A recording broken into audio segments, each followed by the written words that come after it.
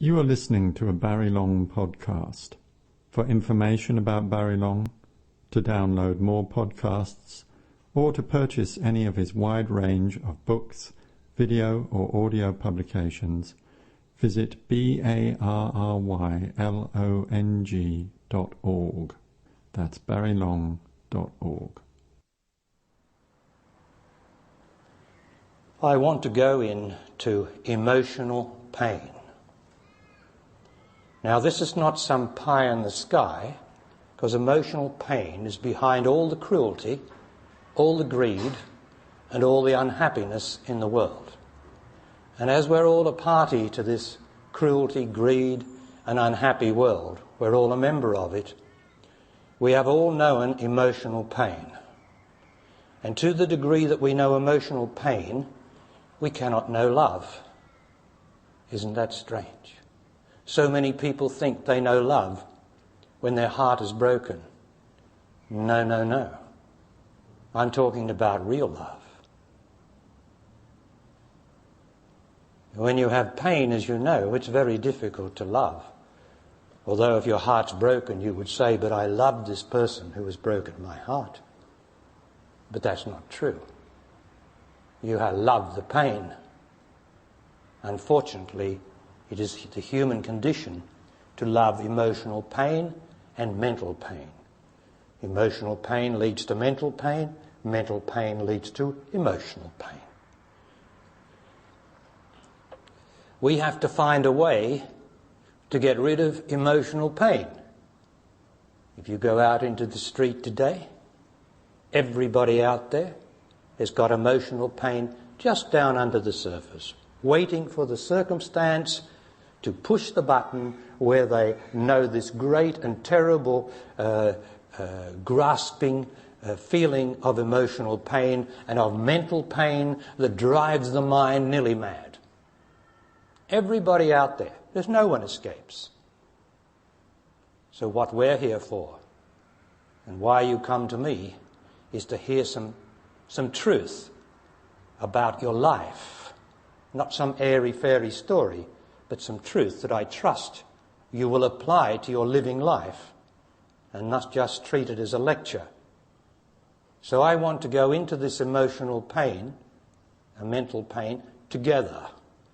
And because it is the human condition, as I say, to love pain. Not physical pain, because physical pain is far different to emotional pain, isn't it? If I break my arm, then I know what physical pain is. If I stub my toe, I know what physical pain is.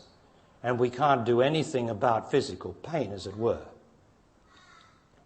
But we can do a great deal about emotional and mental pain. But as human beings, we don't want to. Because we love the sensation of emotions and emotional pain. It gives us a sense of self. It gives us a sense of suffering. Now, where I come from, there is no need for man or woman to ever suffer from emotional or mental pain. Did you hear me, please?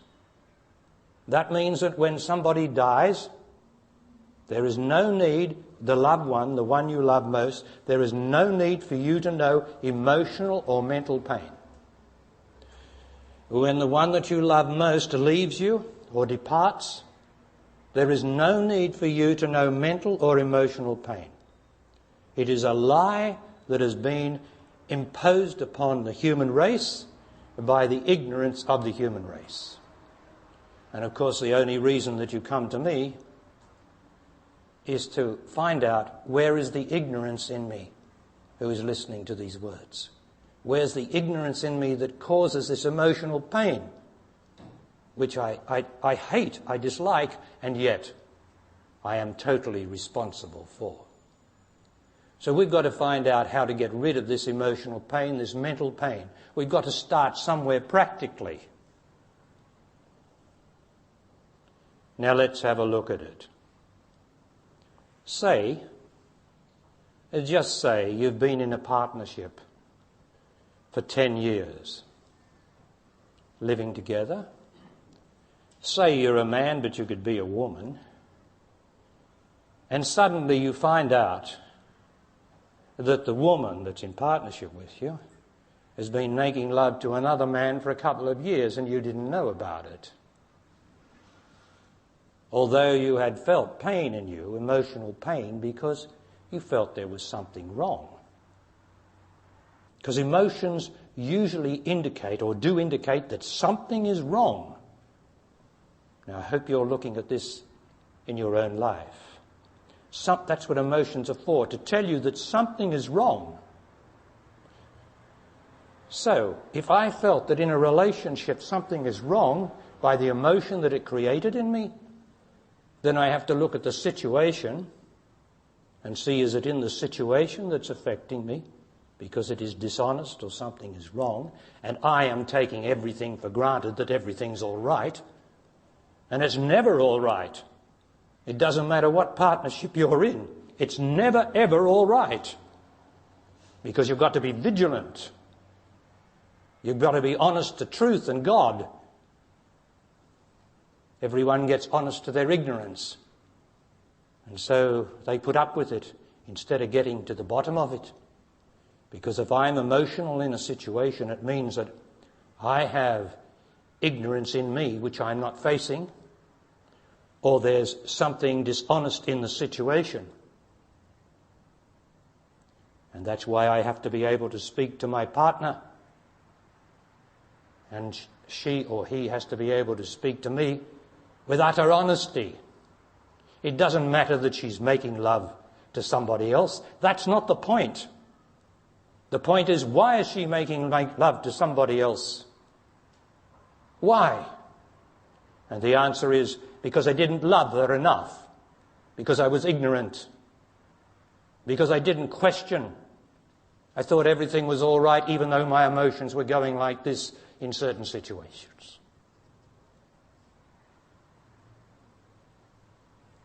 So you know what I say, that in a situation, you either surrender or you quit. You don't put up with things once you've scrutinized everything, including your own self, where all the emotion comes from. It is this thinking that everything's all right that ruins half the love life of the people. Please believe me, nothing's all right. You have to be vigilant without being doubtful. Vigilance is what we're giving our intelligence for. Vigilance is when we walk down the street is not to walk into the tree. Vigilance is to get out of our car without falling over something that happens to be there. To be vigilant about our whole life. But we are not very vigilant in our love life. To be vigilant. And it's not the situation that is the terrible part of it. It is, did I love enough? Or did I live like all the other couples out there? Did I just live like that? Instead of being true to love. Being able to talk to my beautiful woman, because if she's not my beautiful woman, what the hell am I doing with her? And if I'm not her beautiful man, what the hell is she doing with me? What is this pretense of marriage and pretense of partnership? What is this pretense? Are you going on with it? Are you doing it? This pretense of marriage, this pretense of partnership. Does she love me? Does she love me enough? Not just does she love me. You know, Mum and Dad will all say, oh, we love each other. And I say, but do you love each other enough? And the answer usually is no. So if she doesn't love me enough, then I have to find out what I am doing to her. Not to blame her, but where am I going wrong? My love, where is it going wrong? Where am I not loving? What am I doing that upsets her that she doesn't speak about? What am I not doing that she would like me to do that upsets her? Why can't I be honest like that with my love? For love means communication.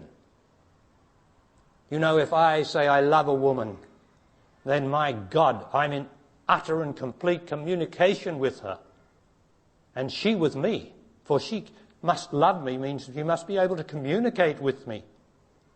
And love is communication. But this sort of traditional love, you know, that mum and dad and everyone have gone with, and all your girlfriends and boyfriends are still doing, all around the world. I go all around the world, you know. I speak to tens of thousands of people, and it's always the same problem. Lack of love. That's what causes everyone to be unhappy, and lack of love means emotion takes the place of love. Ignorance, first of all, takes the place of love, and then, because ignorance always causes unhappiness, emotion arises in me when the situation breaks down. So I have to start living a life of honesty, not expecting others to be honest, for that would be wrong of me. I would have expectation of you to be honest to me. The thing is, I've got to live a life of honesty. Now, where does the life of honesty begin? It begins in here. That I must be honest to love. Does that mean anything? Honest to love? Honest to truth? Honest to God? Honest to life? Now, mostly that sounds like pie in the sky, but is it? For if I say I love you, then I must be able to speak to you. And you must reveal your deepest emotional secrets to me, meaning what makes you emotional. And if you can't do that, then either I don't love you enough or you don't love me enough. For the whole purpose of love is to get rid of our emotional hiding.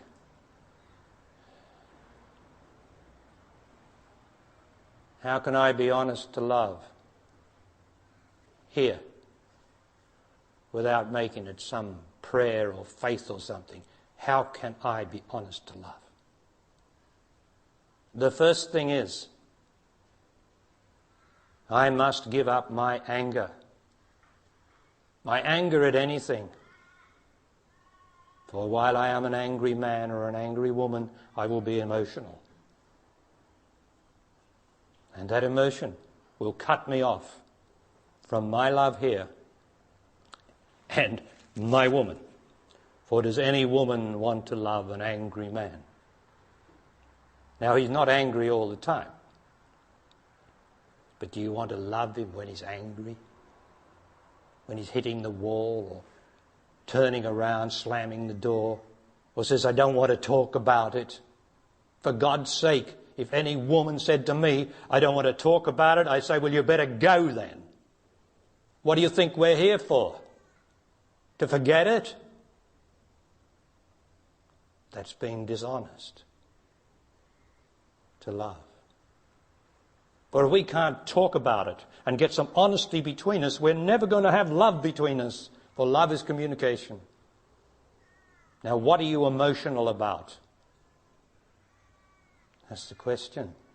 For the man or the woman, what are you emotional about?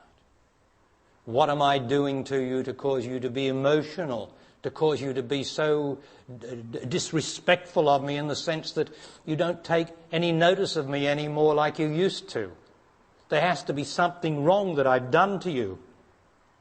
There has to be something wrong that you've done or I've done, one of us has done wrong, that you don't love me like you did when we first hopped into bed together. You know, when you first hopped into bed together, how beautiful it was. Now, I'm talking to all of you. Let's not bullshit. Let's just get it right for a change. When you first hopped into bed together, remember how beautiful it was? And how you loved it, and he loved it, or she loved it. Well, I want to know what went wrong. What went wrong with it?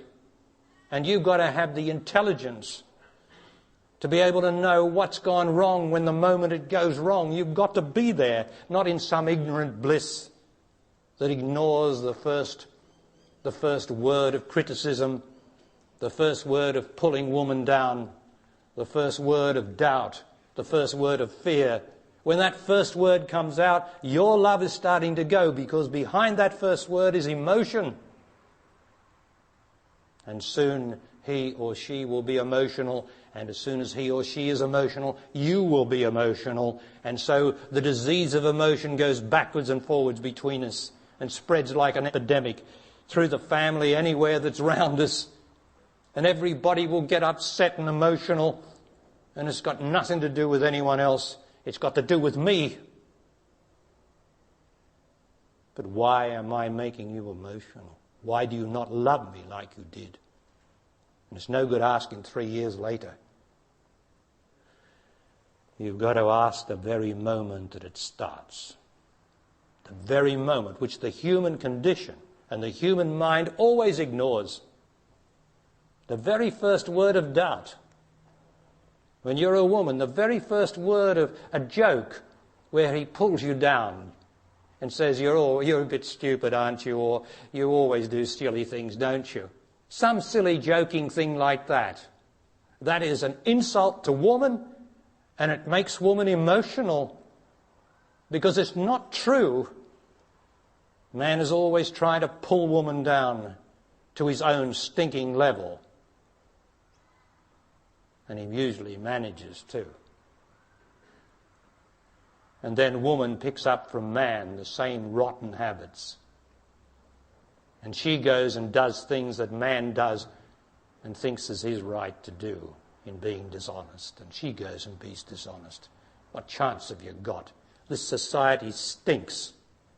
And if you took the lid off every family and every house, you would find ignorance, unhappiness and emotion in every one of them. The pretenses of love are all pretenses.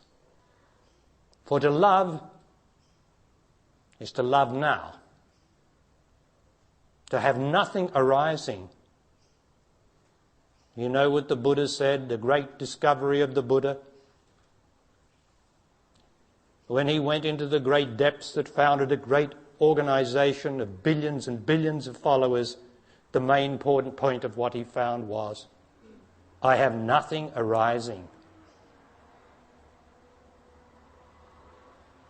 Now, when anything's arising in you, it is emotion. Are you hearing me?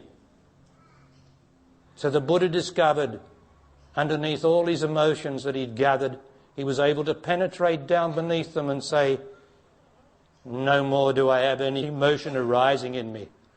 For the only thing that arises in me is emotion. For you can say you've got joy in you, can feel it arising in you. Bullshit. Joy is a sensation which is there indeed, but it doesn't rise. It's there either in intensity or in a subdued way, like the joy of being alive now, which I have and which you have, of course. So subtle. And if I start to emotionalize that joy, which most people do, like, isn't it a beautiful little baby? Oh, I can hardly contain myself. Come here. Oh, a lovely, lovely baby. That's emotionalizing the love of the baby, which is a beautiful thing. And you will suffer and the baby will suffer, because that emotion's going to go into that little baby. You don't think it does. But this is a psychic world, not just a physical world. The physical is as thin as a cigarette paper. It is a psychic world. And if I have emotion in me, and fears and doubts, which are all emotions, then that transfers to my children. And they, of course, follow me, and I will clone them, clone myself in them emotionally. And they will behave like I do.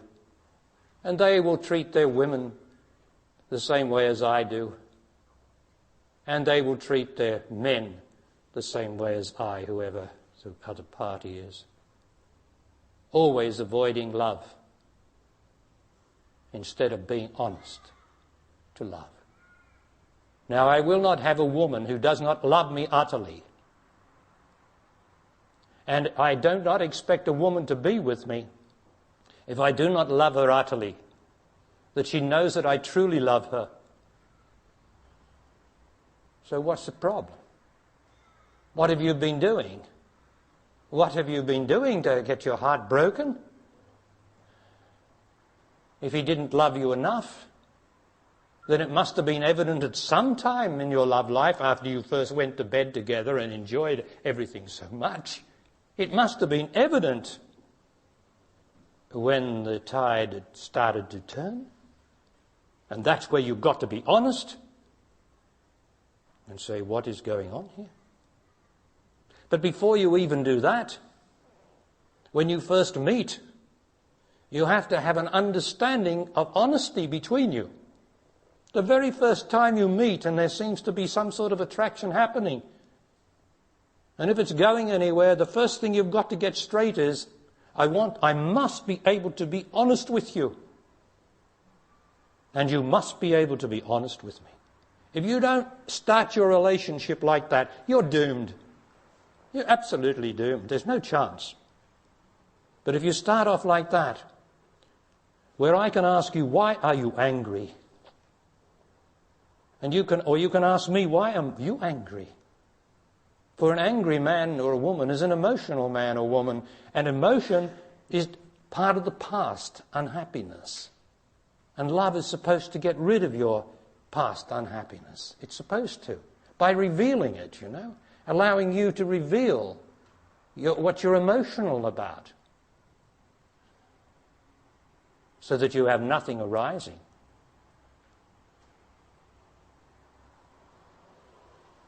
So we've covered a fair bit of ground there overall. Now, would someone like to ask me a question in your own experience about emotion? Yes, this lady. What is your name? Yvonne. Yvonne, yes, Yvonne. When you talk, you are talking with all your insides. I'm talking with all my inside, yes. How do I call it? Passion or emotion? The way I'm speaking, the lady says, do I call it passion or do I call it emotion? Now, why don't you give up calling it anything? Why don't you give up interpreting? Because that's your problem. You interpret everything. You interpret how you feel about your lover. You interpret about this and you interpret about that. And that is an error to interpret. Because the human mind and emotions interpret. There's no need for interpretation. What you should be doing is listening. Am I speaking the truth? Am I? Yes. Am I? In your experience, have I spoken the truth so far? That's all that matters. Not your interpretation of it. I am what I am. And I want you to give up interpreting and to see, do I speak the truth? That brings about the fundamental change in you. Now, there is nothing worse on this earth than interpretation. Are you listening to me? The mind and the emotions interpret everything. And in love, there is no interpretation. There is just the truth, and there is love. And I do not behave like Jesus is supposed to behave either, or the Buddha and all these soft-spoken, gentle people, because I talk to people who are in pain. I talk to the human condition, and the human condition is so ignorant that it can sit there and listen to a nice little story, a nice little man looking so beautiful with long blonde hair and blue eyes and being so soft-voiced and everything, and do nothing. The point is for you to awaken to the truth. So you don't have to interpret it, listen to the truth. Your next question? Do you recognize that you can feel emotion without able to tell the other what is making you emotional? Do you recognize that you are able to feel emotion without being able to tell the other what the emotion is? That's a fair enough question, isn't it? Because often we can't put our finger on the emotion, can we? It's just there. Such as if I was a woman and found a man being restless, I'd have to say to him, why are you restless? You're being emotional because you're restless. You don't want to be here, and you don't have the guts to tell me that you don't want to be here because you're restless. Why don't you have the guts to tell me that you want to go somewhere else instead of vibrating your restlessness to me who loves you? Too straight, huh? Because he wouldn't be able to tell you why he was restless, because it would require a great honesty. For he might say, well, I want to go and make love to some woman. And could he tell you that? Not in this society. Oh my God. So you're going to be dishonest because you can't take his honesty. He's going to trick you as much as he can.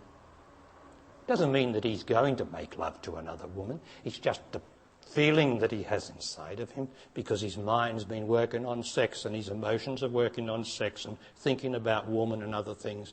You know, could he put his finger on that? Well, I could put his finger on it, because I know every man thinks about sex all the time. So that's one way we can put our finger on man's emotions and his anger. And all men's anger, you know, comes down to frustration. Every bit of anger in a man comes down to sexual frustration. Because this is the truth, you see. We get to the truth, the very living truth, down to your love, your truth, your reality we get here. And you start to see things with a bit of sense instead of with feelings. For feelings are interpretations. Are you listening to me? If I feel something, then I've interpreted something. Say someone next to me dies, someone I love. I get a feeling of pain, of loneliness or sorrow. I have interpreted their death, and so I get a feeling as being sad and sorrowful. So I get a feeling of sad or sorrow. Is their death sad or sorrowful? It can be sad to a degree, but there's no need for me to interpret it as a feeling that goes on and on and on, because death is the most wonderful thing that can happen on earth. It's better than life, because when you have life and a baby's born, that baby's going to suffer, just like you did, just like everybody does. Every newborn baby is going to suffer. Does somebody like to tell me that's not the truth? Well, then that would be ignorance, wouldn't it? For this is a world of suffering. Right? Okay, the human spirit that we are manages to get above it. We manage to overcome it. But be very careful, because it's waiting for you tomorrow or the next day. Or if you love someone with attachment, indeed you are going to suffer. Because they're going to leave you, either by death or departure, and you will suffer. Is that true? Is it true? Pardon? I still like life. But I'm talking about living. And you're talking about life. Now, the human race knows nothing about the difference between living and life. For life is the most beautiful thing inside of us, you know. It's there all the time. It's wondrous. It's glorious. Life is glorious. And it's never ending. But living... well, living is a broken heart, the little children coming up being sexually interfered with, the women having to make their way through awkward youths, making love to them. Could you imagine anything worse? But you've all been through it. And people breaking their heart and dishonest men. That's all part of living, not life. Life's in between, where you say, oh, it's beautiful, I love life and I love love. You got it? Living is not easy, is it? No, but life is easy, isn't it? Life has no yoke, no burden, like love has no burden. But we've mixed up love with living. And living is dishonest, because we've all got to cover up for our insecurities and our fears and our sexual frustration. Whereas when I become life, for I have realized life, you see, I've realized it, made it real in my body. Therefore I've realized love. For life is love and truth and God and even death. So I've realized death, for I know there is no death. Now that's why you're here with me. What would be the good of coming to someone who hadn't realized life or God or truth or death? There'd be no point. Don't worry, you're getting it. Difference between life and living. Right? Living is painful, living is experience, living is attachment to the people that I love. Then they've got to die or depart. And my attachments, which is an emotion, stretches like that. And I know the terrible pain of emotion. Whereas if I loved them, I would not be attached to them. I would love them without attachment. And that's what we're here for. To learn how to love without attachment. That's life. Freedom. To love without attachment. To love all the way. Not holding back anything. Because love doesn't hold back anything. It gives everything to the man or the woman. And that's freedom. To be able to give all your love. Imagine to this lady who asked the question. To be able to give all your love. Wouldn't that be beautiful? Wouldn't it? Of course, every woman in the room would say, that's all I want to do is to be able to give all my love. But how can she? With man in his present condition, unless he has lived the divine life as I teach it, and he starts to come to his senses and be a real man, then he can love her. And she says, yes, you love me, and I love you for it. But man as he is out there, he'll never take your love. You know that already anyway, don't you? I know. Of course you know, because I'm talking in your experience. We're having an intelligent discussion. And that wakens you up to the woman that you are. This wonderful, wonderful creature called woman, who's intelligent, whose basis is God itself. You know, God only comes into existence through two things. Another thing the world knows nothing of, although it's so obvious. God is a spirit, and we do not know what spirit is except that it is enormously, gigantically, impossibly intelligent and beautiful and right and true. And that intelligence comes into existence through two things, two forms, man and woman. So every woman is God in female form, and every man is God in male form. That's it. So when you know, when you feel, and you know that you want to give your love, you want to give the love of God in you to the man. And his desire is always to take it from you, to give you all his love so that you will give it to him. And then God in form is making love to God in form. That's what it's supposed to be. But the forms separate them in this existence, but the love can bring them together. Ah, yes. Now, did somebody else? We're going into emotion. Yes. Oh, hello. It's Amanda. Yes, Amanda. I want to ask about man. His nature is to, like all the animals, not to be with one partner. A man's nature is not to be with one partner. Yes. So for a woman, and especially for any period of time, gets a little bit the restlessness or. Is it impossible for him to stay to a woman for any period of time before the restlessness comes up in him? No, it is impossible for him in his present state to stay with a woman for long. And of course he's put that into woman too, because man has put his restlessness and his sexuality into woman, and to the degree that she has taken on the sexuality of man, she becomes restless too, and she can't stay in a relationship for long. But mainly it's man. But the man that I'm talking about is the man who, when he finds a woman and she finds him and they're both attracted to each other, that he stays with her because they both agree. We enjoy being together. Are you listening? We enjoy being together, do we not?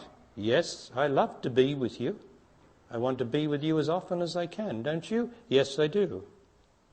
And once that happens, that you have what I call my old-fashioned way wooed each other, or he has wooed you, instead of hopping into bed, which is the popular practice, which is why love is in such a mess in our generation and getting worse and worse, because everybody hops into bed. You know, on the movies, they know each other for 2 days and they hop into bed, or even for 12 hours. The hero and heroine is in bed. And in our own society, everybody expects to hop into bed within the first date or the second day. Now, you can't do that. You know, that spreads restlessness and unhappiness, particularly in woman. And it makes man continue to be restless and to go from woman to woman. So woman has to be in charge of these things. You have to be in charge of love and get the man to woo you because you are attracted to him, he's attracted to you. He must love to be with you. For God's sake, if he doesn't love to be with you, without making love to you for a month, let's say, what's the good of being with him? When he makes love to you, I tell you, that won't last. Because the first thing is to find out if the man loves to be with you. Not to get his body into yours, because that will soon corrupt you. So you must find out first if he suits you, and you suit him. Now, once you've established that, and if one thing leads to another and you make love, the man has to be on the basis that he is with you.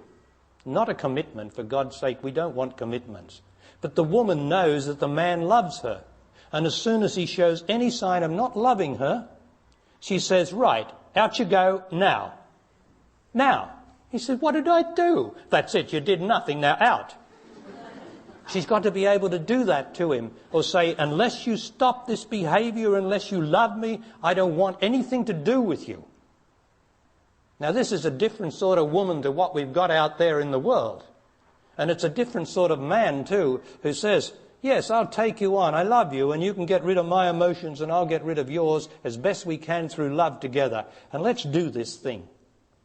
But that requires him to go right into the love of you, to give up all his thoughts about doing other things and what he wants. If he wants other things, then he's not going to make it. And you're not going to make it either. You've got to love. And of course, your emotions will rise in you, because love is supposed to penetrate to the depths of your subconscious, which is your emotional self.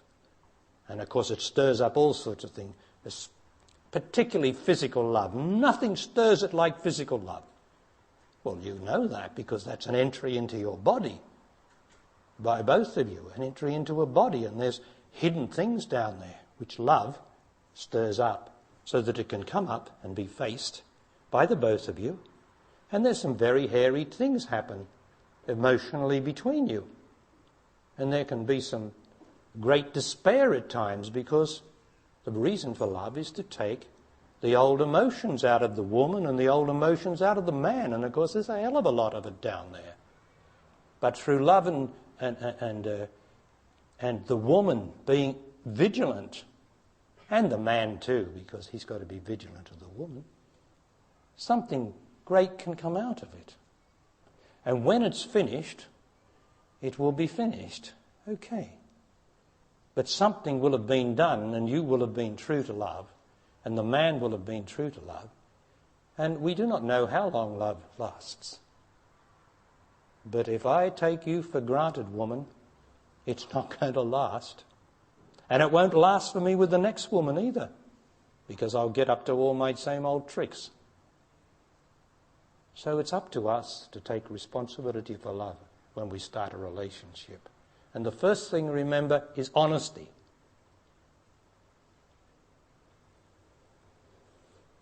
I must be able to tell you if you do something that irritates me, that it's something that hurts me inside. I must be able to tell you immediately when you're doing it, not 3 months later, because that doesn't work. That's how the human race works.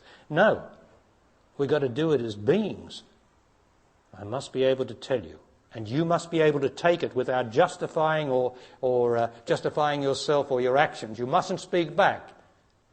You must just listen to me, because if I have an irritation in me by something that you do, and I am open and honest about it, then you will immediately endeavour to get rid of that if I love you and if you hear that I am being right.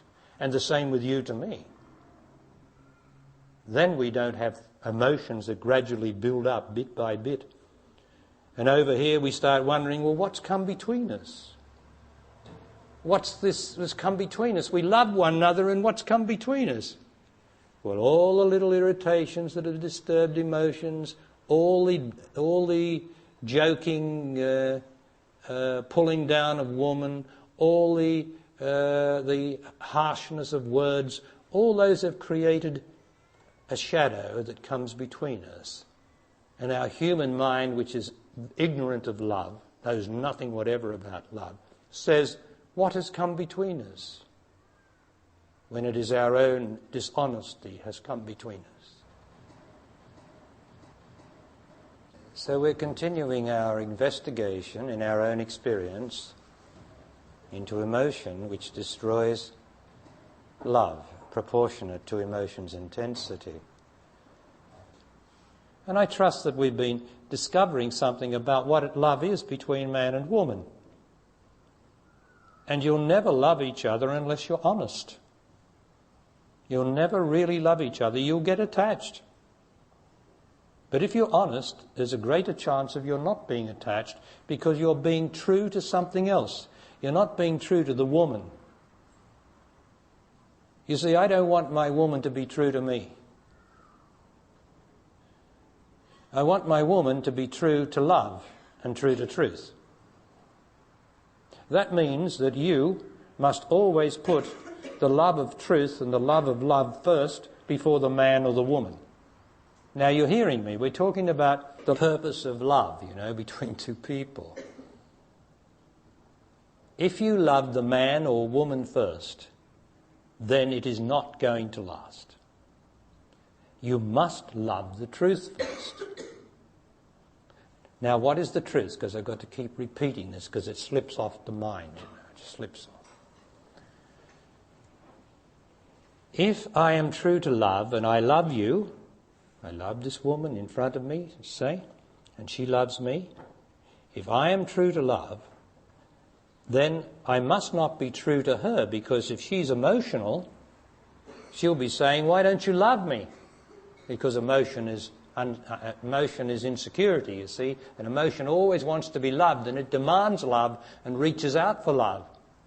Now, if I loved the woman, I'd probably give in to that, because her emotional demand was so great I couldn't stand against it, and I'd go and make love with her. Now, that's putting the woman first. Because if I put God first, or truth first, I'd say, not on your life. You don't demand love from me, ever, as I will not demand it from you. So don't you dare demand love from me. Then what am I being true to? The woman, or am I being true to truth? Because it's not going to do the woman any good for her to get away with her emotion and demand love, which comes from an insecurity in her, an uncertainty in her, a lack of love in her. So it's not going to do her any good. So the thing is to be true to love and say, stop, now cut it out. I love you, but I do not love your emotions. I do not love yourself, but I will help you all I can. And she might say this to me, you see. That way I am but putting the woman first. I am putting truth or love or God first. Now, if I said that out there, nobody would know what truth or love or God was, would they? How can I put truth or love or God first? Now, I'm going to tell you again, okay? Because it slips off the mind. If someone said, how do I put God first? You'd be amazed how it slips off the mind. You do not put the man or woman first, meaning you do not put their self first. Because the self will come up in them and they will be demanding or emotional or angry or moody. And you can't love that. I don't care who you are, you can't love that. Although many women have said to me they love their emotions and they love being emotional. And I say, poor man, where's your poor man? Let me hear from him. So you have to be true to love. And love does not have emotion in it. Love does not have demand in it. Love does not have impatience in it. Love does not have mood, resentment, all those emotions. Love doesn't have that. So if I'm true to God, I certainly won't have it in me. If I won't have it in her, how the heck can I say, well, I'm moody? or I'm angry, or I'm resentful. What a terrible thing that would be, to not have it in her and yet to have it in me. And that's what we do, isn't it? We let ourselves off the hook and accuse others. When it comes back to taking responsibility, this is being true to God. This is being true to love. This is being true to truth. You're listening to me. I must not allow myself to take over my system. This is God's system, you know. I am God in male form, and you are God in male or female form. And I must not allow this stinking self to come up and usurp my body and my system. That's obviously wrong.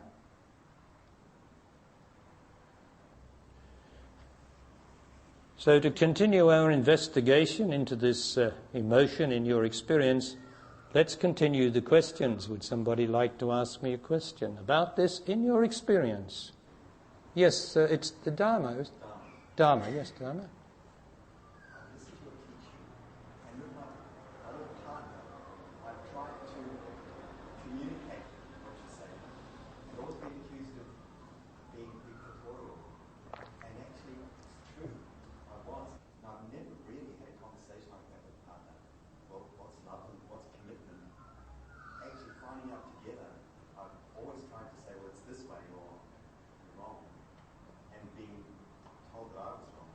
Okay.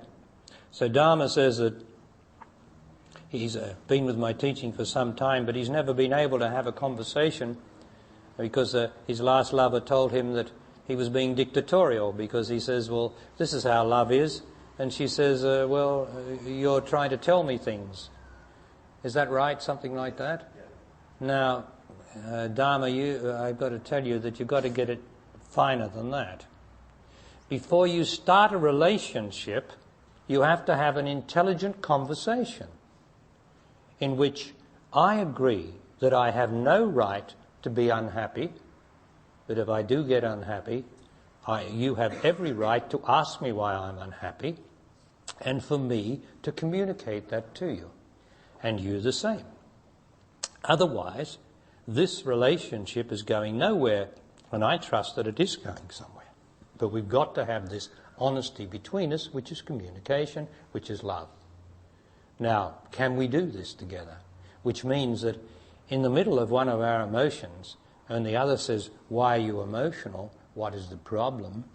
I'm likely, because I'm in emotion, I'm likely to start justifying my emotion, which is what we do. And then I'll say, well, you're dictatorial, you're trying to tell me something. And I'd say, I'm not trying to tell you anything, I'm asking you a question, which we agreed in the start. Why are you emotional? It doesn't leave much room, you see, once we've agreed that that's the way it is. But emotion will always come up and try to justify or accuse or blame. Always will. But according to the love between you, you can roll with it, you know. If the other is unreasonably emotional and you love her or him, you can roll with it, and you know that this is a passing thing. This is just something they're dealing with, and that's all right. But you've got to have this honesty at the start. And I suggest that you didn't have that. That's true, says Dharma. Good. So, again, don't let it roll off the mind. As soon as it starts to get sort of serious and you're going somewhere, you couldn't help but have a serious conversation if you live my truth. You know, live this truth that is your truth if it's truth for you.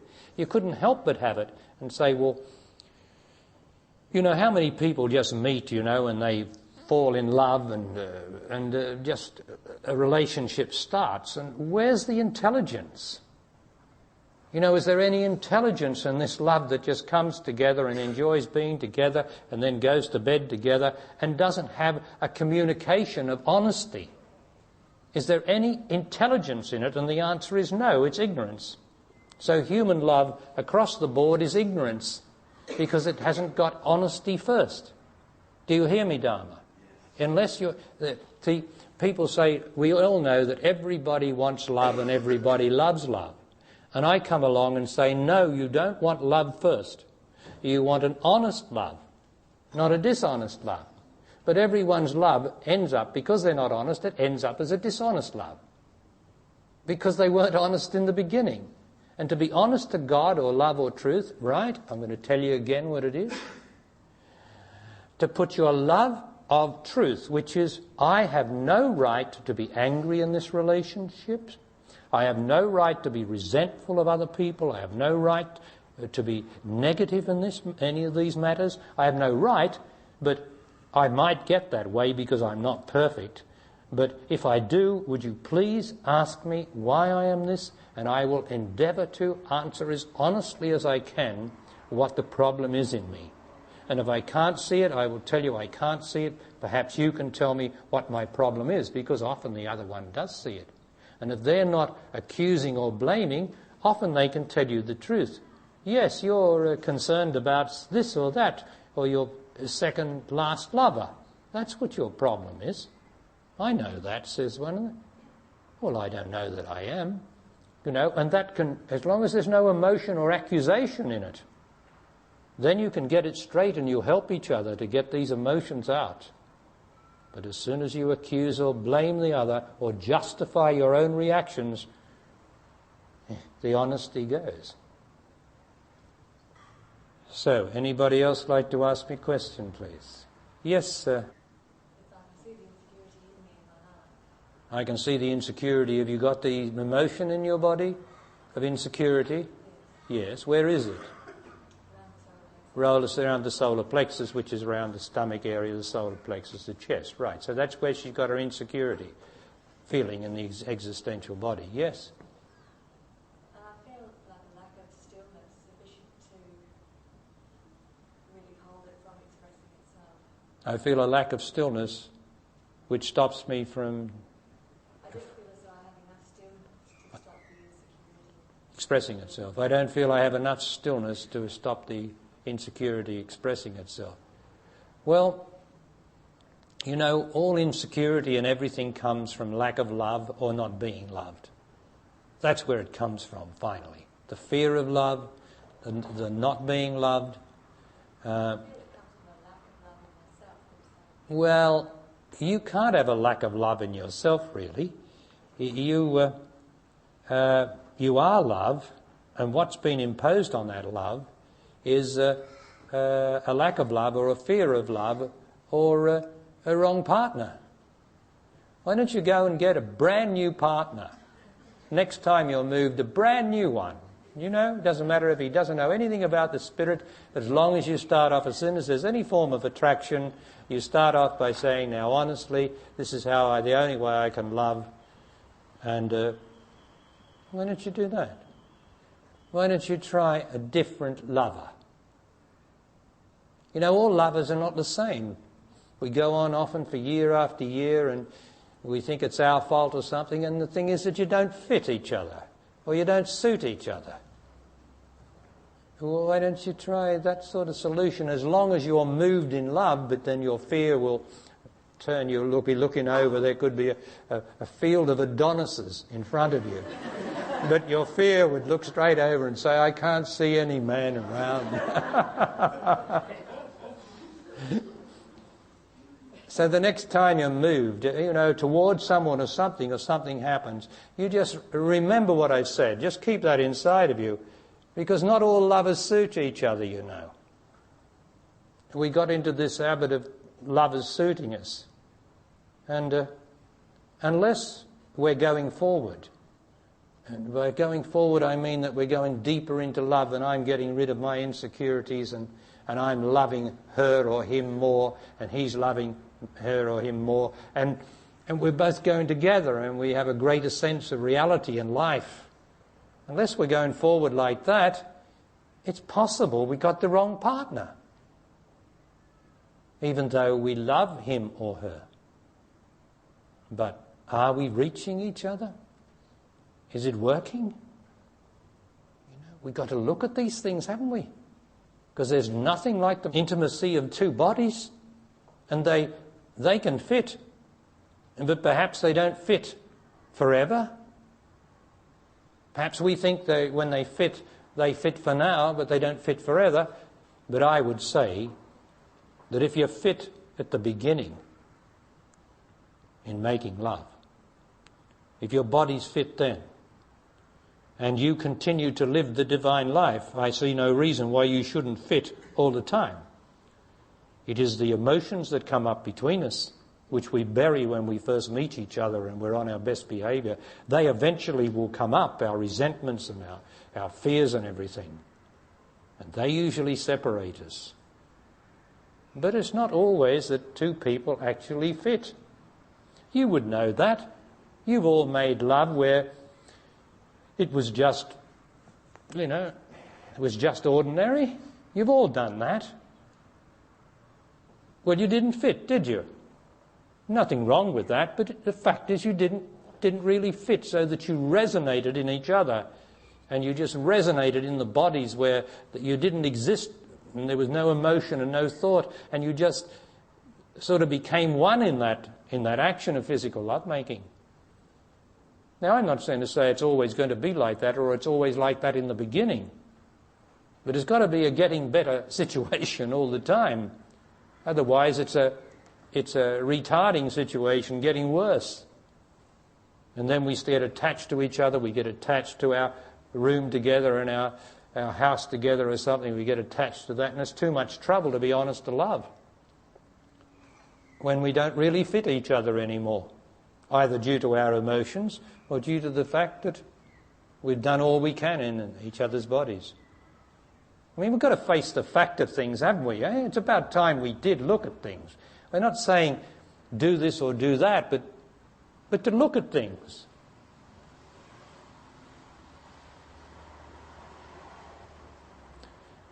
Okay.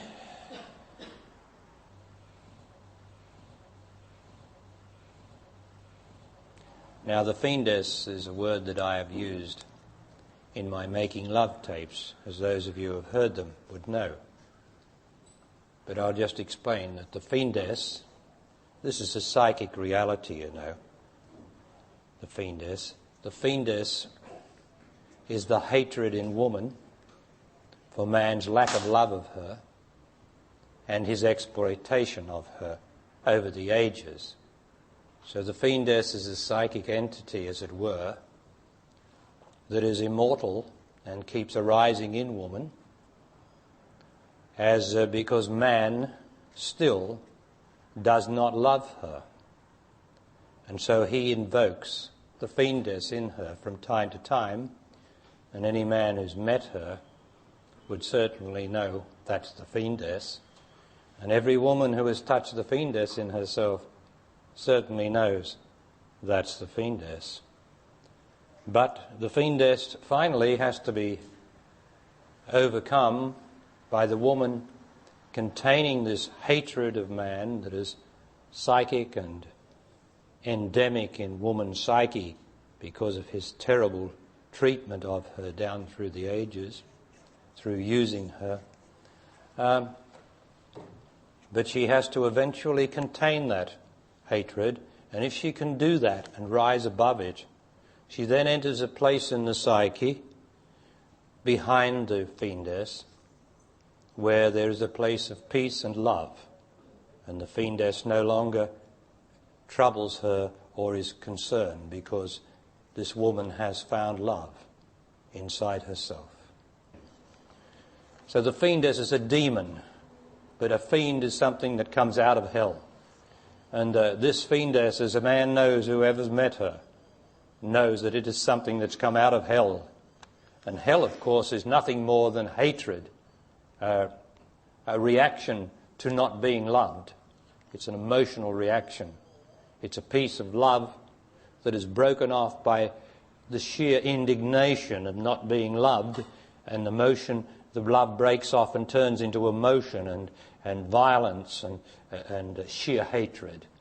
And then that piece of love that's turned to hatred of man has to be then loved back to become part of the woman, so that it's absorbed back into her as love. And now that's what love's about. That love's supposed to heal all the wounds and bring all those emotional contractions of love that have become emotion, that were love, to release the tensions and violence in them, and bring the woman back to being whole. And same with the man.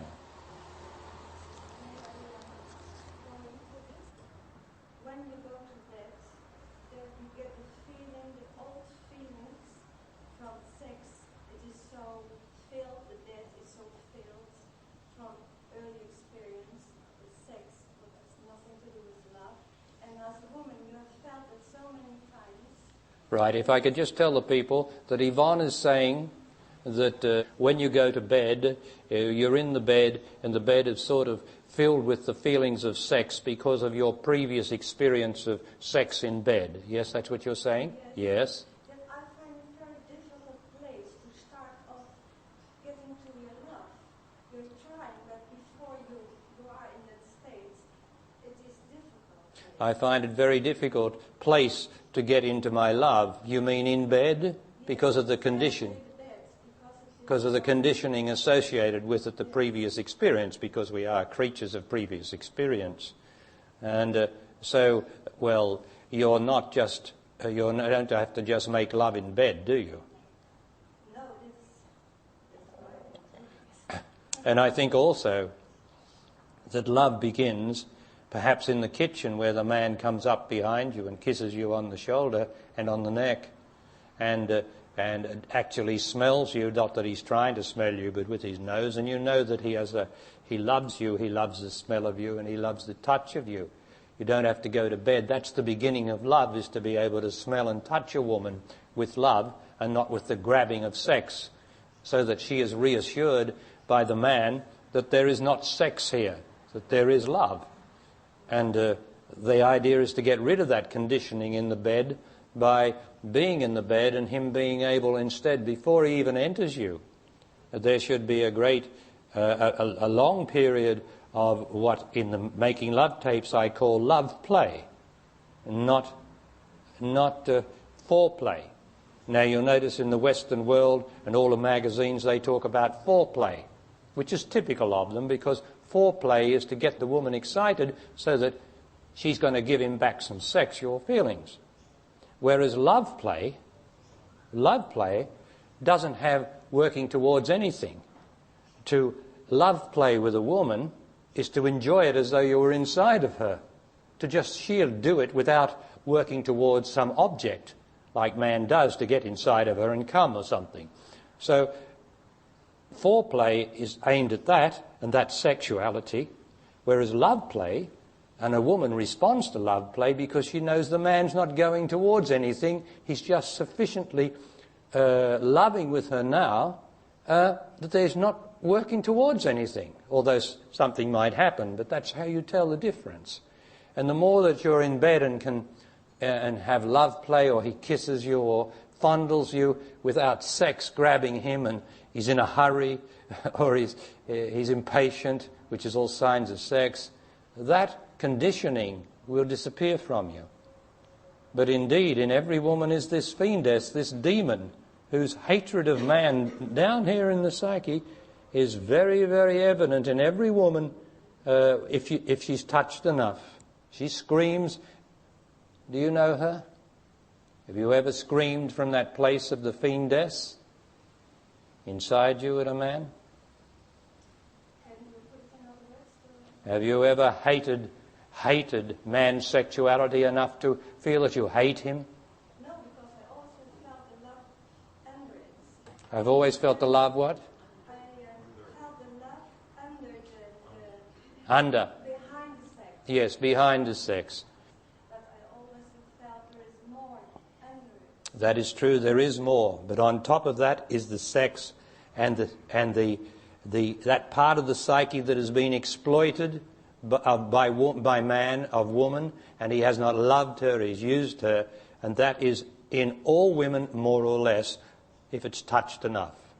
If she loves a man enough and he so-called betrays her or does something else, it is likely to rise in her as a great hatred, not necessarily of this particular man, but it comes from the ages in her. For we are psychic creatures who represent the ages of man and woman. That's what we are. We're not just yesterdays. So it is important for the man to love you. to get rid of your conditioning, your sexual experience. Only love will do it. And he has to love you rightly. So it does demand a great deal of the man to be able to give up his sexuality. And the best way for him to do that is to truly love you. If he truly loves you, if he loves you and says, I just love you, I don't care about anything else, I just love you. When a man says that, then you're being loved and your conditioning will be dissolved gradually. I know where you're coming from. I still think you ask very much from that. And then I think that it is so hard to come to that point. And that is what you feel very often. So I feel that you're putting it really on the man, and it's so hard to come to that point. So do you suggest I should give up? No. Oh, I I see. think I'm here. That's right. Well, I'll never give up, God willing, because and the men respond, There are couples in this room where the man is adoring, loving the woman. Now that's very new, And my teaching is always pushing man and pushing woman further and further towards God, because love is God. And there are men in this room who are actually adoring the woman because they love her so much. Now, this can only happen at the right time in man and woman. And the woman, because they are women of love, is not compromising with any of their sexuality, because man, in his adoration and everything, has to have sexuality because he's got to learn about love. But if he's willing and he loves her, then it can be done. But if he's only half willing and half loves her, it's very difficult then. That I am bringing the adoration of woman into this world. Now, on the basis that woman is God in female form. God, woman, right? No arguments about homosexuality, about this, about transvestites, about transgender, about trans something else, sexual, and about lesbians. And no talk about that. Here is God, here is woman, and she is God in female form, without the complication of sex. So, man can adore her if they only are attracted enough and he's prepared to give up his distractions because he adores her. Is not difficult. Now, all women that I am teaching, I am saying you must not go with a man sexually or make love with him if he doesn't love you enough. He's got to love you enough, otherwise you don't have any more love making in your life. Because otherwise it'll be sex if he doesn't love you enough. But if he loves you enough, that's great. And he loves you and cares for you in the sense of he woos you, he loves to be with you. He doesn't have to be perfect then, as long as he loves you enough. But finally, such love in man that he will adore woman, because woman is God in female form. And there's nothing more adoring than God, right? Love. But we've got it all mixed up. We've got love for man, love for woman for woman, man for man, love of my cat, love of my car. We've got love of everything, love of my children, as though they came before my woman or my man. Children should never come before man or woman, never ever. It is the love of my woman comes before my children, always, or the love of my man. Otherwise your love's finished. Now, the basis is that only God can be worshipped. See? I can adore woman, but I cannot worship her. For only God is worshipful. But woman, as God in female form, can be adored. It starts off with love, and then an adoration of the beauty of her. See, the beauty is love. But man is in his mind. He has to become his whole body. And that's why I talk like this and push man to start to find love. And when you do love, for Christ's sake, don't run from it. You've got to go into it. You've got to go into the fire. You can't be like man has been because your independence is threatened. Man's greatest fear is he's going to lose his independence. That's what all this is about. He's terrified of losing his independence by loving a woman, truly loving her. He goes, oh, as soon as it gets a bit too much where he's going into, he's got to give up so much of himself, he says, my independence is going. And he wants to make excuses and justify his other activities for not going in. So we are talking about man loving woman and woman not compromising, right? That's what I've been saying. Now, here's a letter, and I've had numerous letters like these over the last 2 and 3 years. Numerous? Well, I suppose I must have had 50 or 60 letters like this from brave women. So I want to read you this to let you know. And this I got today. Oh, yes, today. So the lady must be here because it was delivered. And of course, who she is doesn't matter. It's what she writes for us. I acknowledge that by placing myself before your searing presence and my doing my best to live the divine life as you teach it, I have finally been able to do what no woman in my long genetic line of Italian Roman Catholic women has been able to do. Is there anything worse as a background?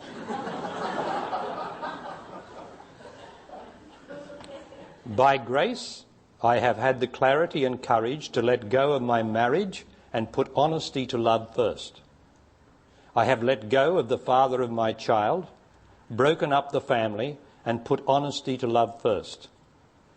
I have let go of my hopes and fears and hurts and put honesty to love first. Who I thought I was as wife, mother, lover and citizen is gone. In dying to my attachments and facing the emotional pain, to my astonishment, the fiendess arose, fierce and fanged, from a wounding as ancient as man's first movement away from his beloved and towards his self.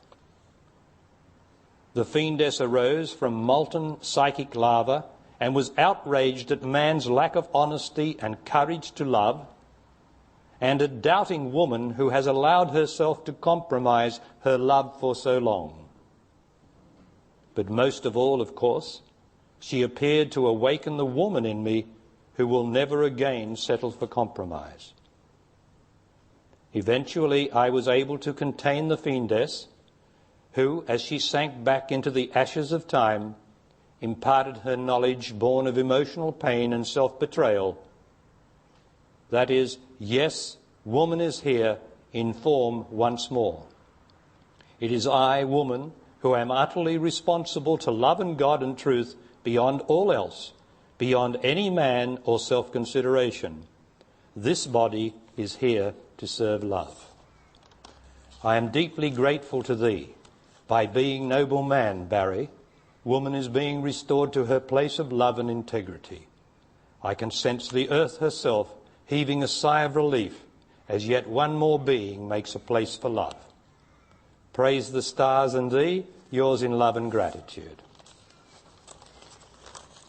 Well, it's amazing that the women have stood up in my meetings and written to me to say I have ended a farce of a marriage or a relationship of 25 and 20 years. They just can't stand it anymore because they have heard, I am not loved enough and I will not stand this pretense anymore. It's amazing. And the strength they get from it, you know. The strength that comes from being true to love and breaking associations that have no true love in it, just companionship and habit and a fear of breaking up something that would break the comfort and convenience. They do that and they are courageous. And it's same with single women, not just marriages, of course. A single woman to break this thing where man is using her and not loving her enough. Finish with him, finish with him. And the same with woman for man. Finish with her, end of it, end of it. I will not ever compromise love again. I am here for love indeed. But I will not play around with emotions and games unless I am loved enough. Both of us. So, that's a fine letter, and I'm pleased to say that I get numbers of those. Now there's a new love that I am bringing to this earth, a new realization of love. And you don't have to worry that you've got to remember anything, because this love that I am bringing into the world rises up from within, from the being of love. And it informs the consciousness and informs the awareness, and gradually a change starts to happen in the individuals. It never happens in the masses. The masses are doomed forever and ever to be born and to die, to be born and to die, until gradually, 1,000,000 years further down, somebody comes to some consciousness of God or love. But otherwise, it's always the individual who has to realize God or love. It's not the person next to you. You can't help the person next to you. You can answer their questions. But whether they've realized God has got nothing to do with it. The only one who lives and who's real is I in that body listening to these words. I am the only one. I am the only one who can be responsible for love, and I am the only lover. And that's called responsibility, isn't it? All the time we keep going into the love of man and woman, because if you can't love woman, you're never going to be a complete man. And that's what I talk about Eastern masters, you see. Eastern masters, many Eastern masters, Tibetan, Buddhists and the various ones, have realized the truth of God within. Now that's a wonderful and a very rare state, to have realized God within. But where I come from, that's only a beginning. That's half the story. Because where love is needed, where the love of God is needed, is in between man and woman's love. That's where all the pain and agony is in existence. Now, I'm not concerned with God, who is out of existence. I have realized God, and God's okay, right? God's fine. Thank you very much, Barry. God's fine. I don't have to do anything about God, because I am so grateful, so wonderful of its beauteous state. I am in that state, right? Now, that's great, because I know God's okay. But man and woman, who are God in existence, is not okay. That's the flaw in it all. In existence, man and woman, God as man and God as woman, is not okay. And would you try to tell me it's okay? And would all the Eastern masters who have realized God try to tell me it's okay in existence? Now they might say, and quite rightly, it doesn't matter. God's in charge, and it doesn't matter. And that's the truth. Nothing matters. As long as I have realized God, I can just walk around and it doesn't matter.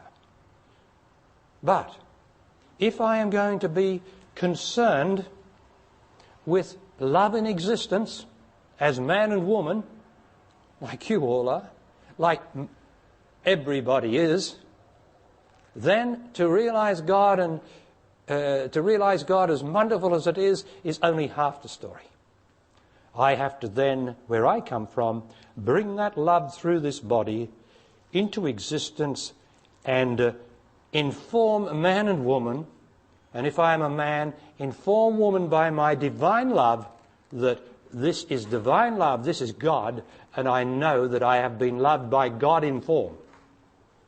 Now let's get it straight. When man gives up his self, his human self, that is, his angry self, his unhappy self, that's all his human self, when he gradually gives that up, I tell you, God is present in him. The same with woman. When she becomes absence of feelings, absence of emotions, absence of this, that is God in female form. Why not? Why not? Where else is God? You can't show me God. You can pray to God. Well, where do we pray? Up here somewhere. And I understand the impulse to pray up there, but it's not up there at all. It's down there. And God is in me. And my job is to bring the God that I have realized, the love that I've realized, all of you, into this existence where there is very little love. So we've been into all that area, haven't we? I've touched on everything that I possibly can in the time allotted to us about man and woman's love.